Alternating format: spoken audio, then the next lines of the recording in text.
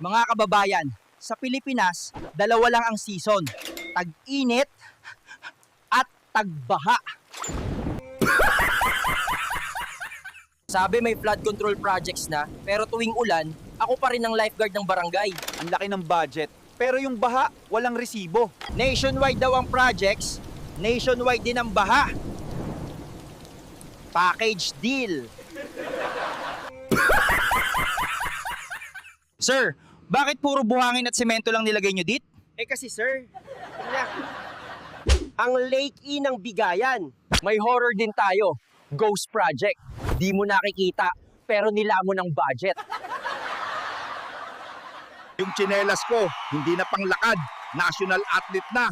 Everyday training sa baha. Next year, CE Games na. Alam nyo, yung baha parang campaign promise. Ang bilis dumating sa umpila, pero mabilis ding nawawala pag kailangan mo. Ang flood control, parang pag-ibig. Malaki ang pangako, pero iiwan ka ring lubog.